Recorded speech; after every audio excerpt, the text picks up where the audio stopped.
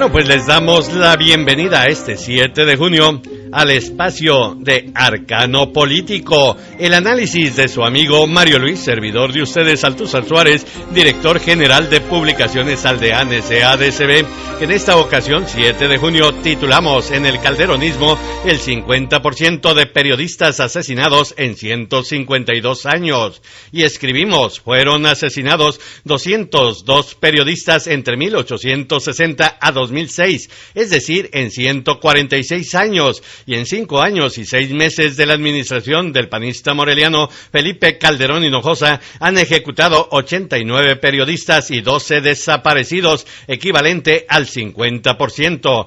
Recordemos que hace 491 años se registró la primera manifestación de la libertad de expresión de los soldados contra Cortés. En 1951 se instituyó el 7 de junio como Día de la Libertad de Expresión, que se trasladó en 2002 al 3 de mayo, una libertad que se intenta conculcar con el asesinato impune de periodistas. Las cifras son alarmantes. Al 23 de mayo del 2012, la Federación de Asociaciones de Periodistas Mexicanos, que preside la distinguida periodista poblana Hilda Luisa Valdemar y Lima, registró puntualmente, con nombres y fechas, 89 muertos y 12 desaparecidos, a partir del 1 de diciembre del 2006, en que asumió la segunda administración panista el señor Felipe Calderón Hinojosa.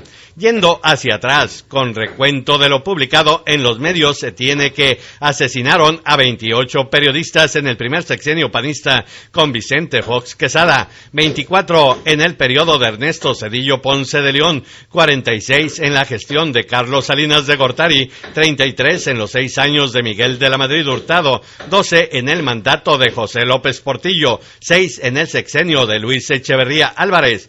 Con base en el estudio histórico del sonorense Carlos Moncada, titulado Periodistas asesinados, publicado en 2009 por Edamex, 4 periodistas fueron asesinados entre 1860 y 1890, 6 de 1910 a 1919, 5 de 1920 a 1929, 1 en la década de los 30, 3 en los 40, 5 en los 50 y 3 periodistas ejecutados en tiempos de los 60. Es decir, que se supera con mortal eficiencia la muerte de periodistas en la administración calderonista al periodo dictatorial de Porfirio Díaz Mori e incluso a los tiempos violentos de la Revolución Mexicana, que cobró la vida del 15% de la población.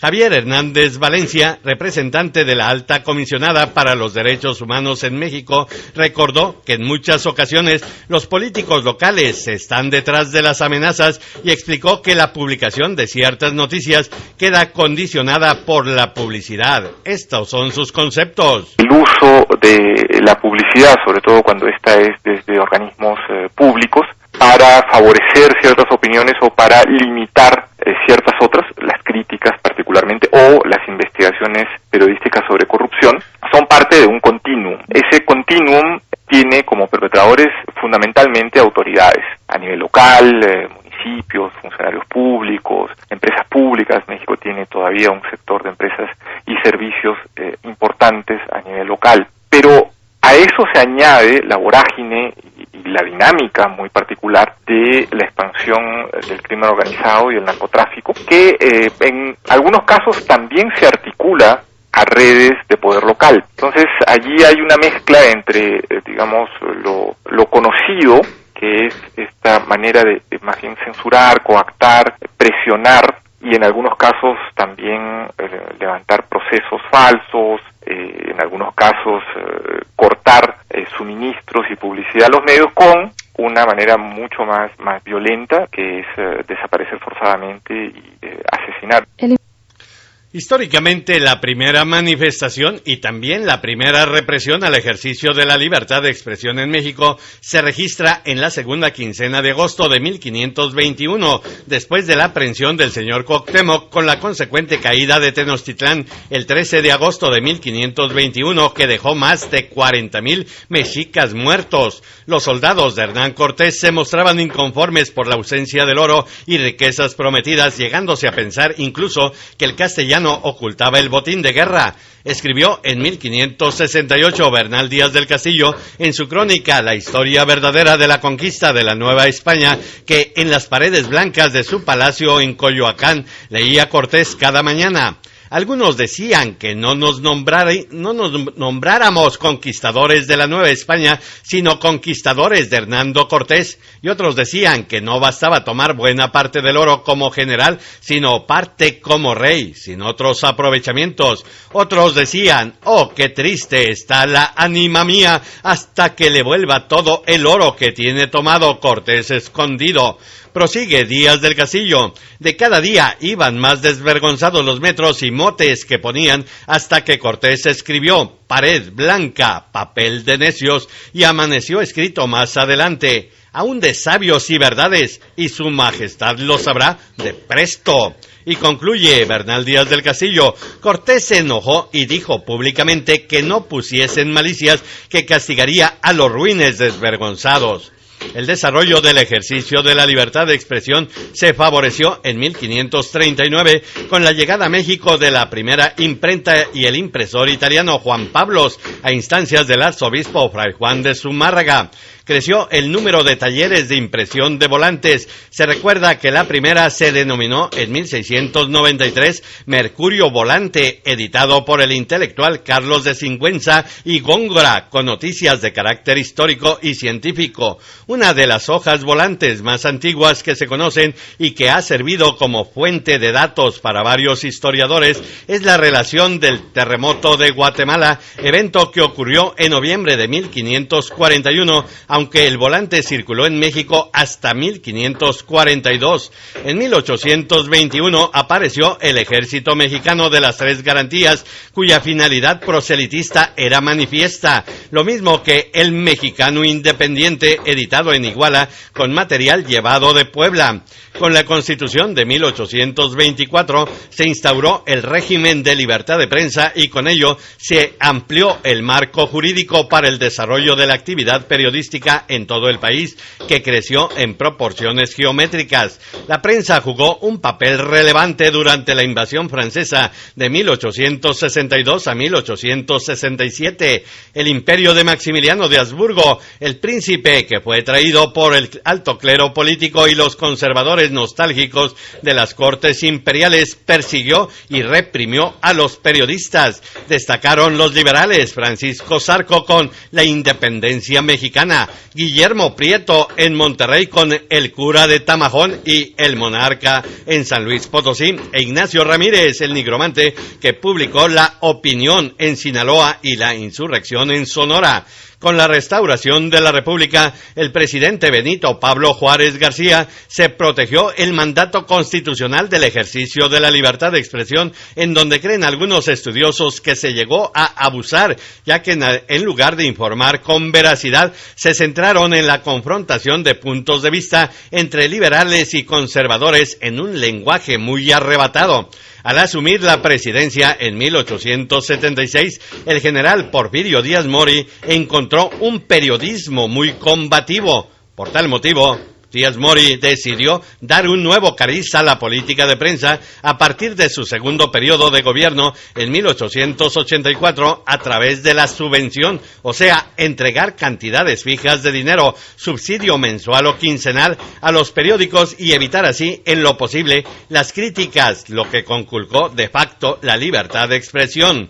Aunque ante la adversidad se sobrepone el ser humano, y en estas épocas pues hay un caso muy famoso en el tiempo del porfirismo, y que es el de María Luisa Roslanda, la primera reportera mexicana que se hizo periodista durante la Revolución Mexicana.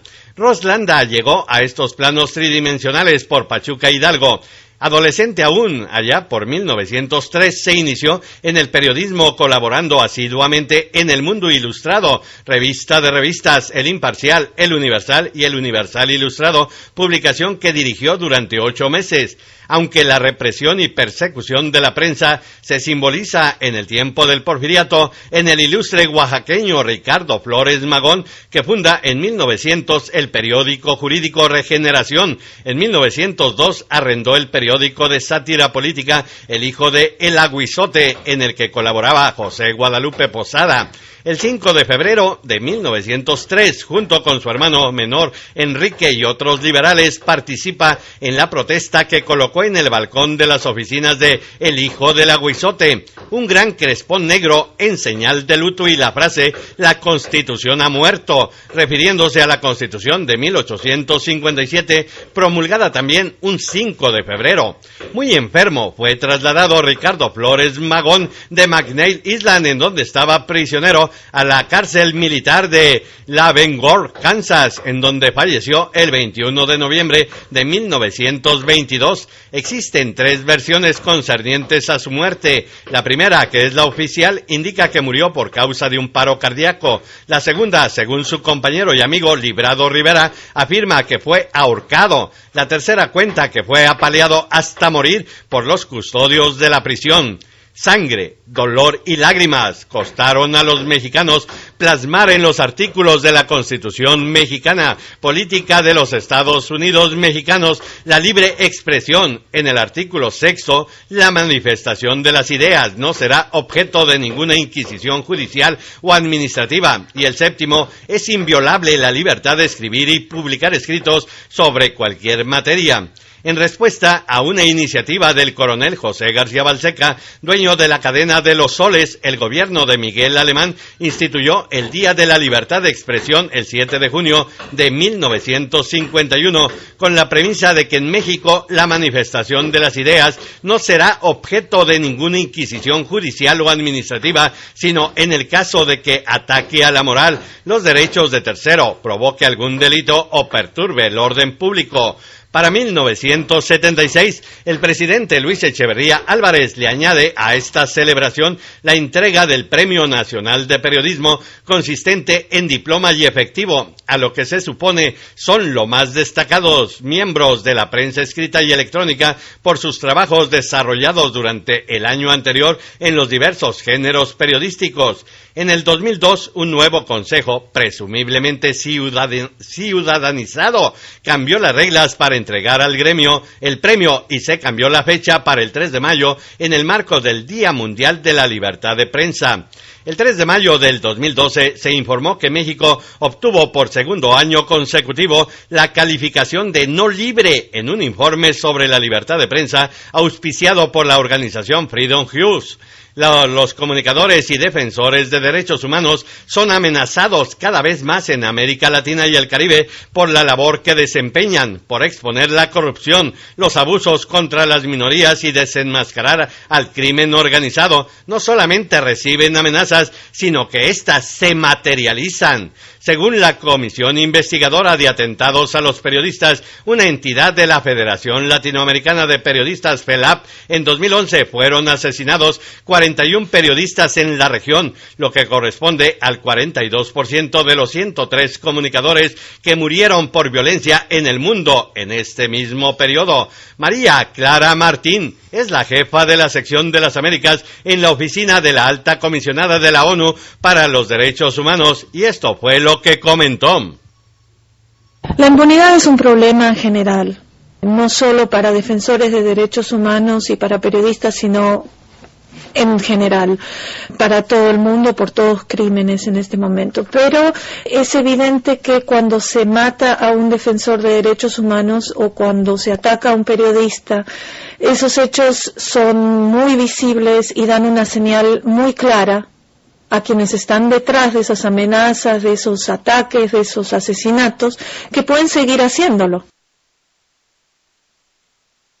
Y esta impunidad es la que condena a la Federación de Logias Mexicanas que preside Jaime Chalita Sarur, quien cuestiona la existencia de fueros jurídicos para políticos que en muchos casos se encuentran coludidos con el crimen organizado mientras se asesina a los periodistas que preservan el primer derecho natural del ser humano, el ejercicio de la libertad de expresión como manifestación del pensamiento y la comprensión del entorno de todas y cada uno de los seres humanos.